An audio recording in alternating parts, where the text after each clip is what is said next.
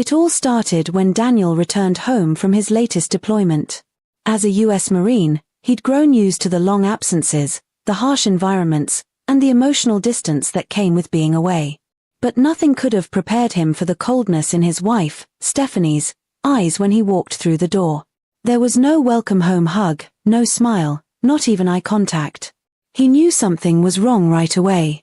Over the next few days, Stephanie's behavior grew more distant and erratic. She barely spoke to him, always seemed glued to her phone, and often left the house with vague excuses.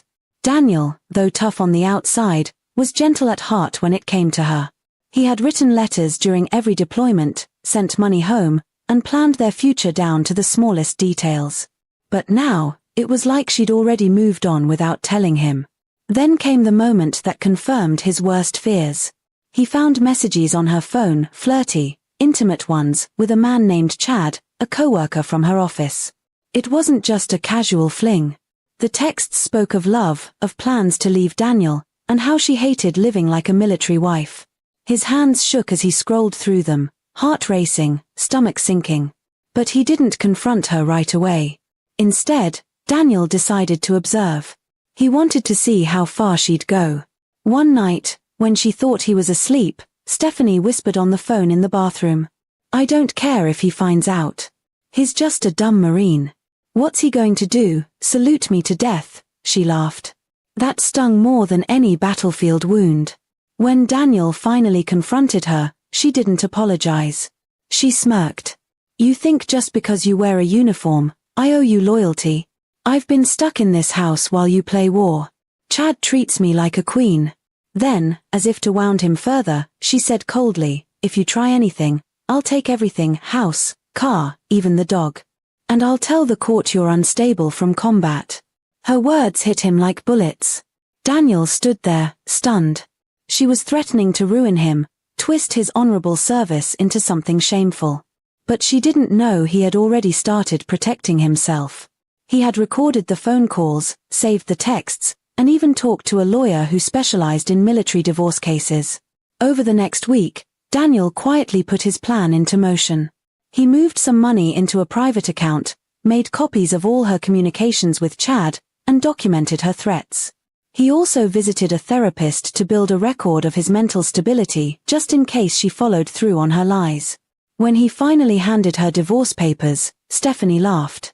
"You don't have the guts," she sneered. But when she saw the evidence he had collected, the confidence drained from her face. His lawyer had advised her attorney that if she pushed too far, they'd take everything to court with proof of infidelity, emotional abuse, and threats against a combat veteran. Stephanie panicked. Her boyfriend, Chad, ghosted her the moment legal trouble was mentioned. She tried backpedaling, saying she was just confused and angry, and didn't mean any of it. Daniel listened quietly, but his heart was already gone.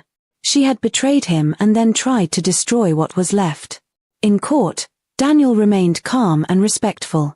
The judge was sympathetic to his case. With the evidence presented, Stephanie didn't stand a chance. The house was awarded to Daniel, along with full custody of their dog and a fair portion of their assets. She walked out with far less than she'd expected. In the weeks that followed, Stephanie tried calling him, sometimes to apologize, sometimes to beg for another chance. But Daniel never answered. He had given her his heart and loyalty, and she had thrown them away. Now, he was focused on healing, on rebuilding his life without her. His fellow Marines rallied around him, showing their support. They reminded him of who he was, a man of honor, strength, and integrity. Stephanie, on the other hand, was left with the consequences of her choices. Her new relationship was gone, her reputation damaged, and her empty threats exposed. Daniel knew he had won not just in court, but in life. He hadn't needed revenge, he just needed the truth. And in the end, the truth was what made her regret everything.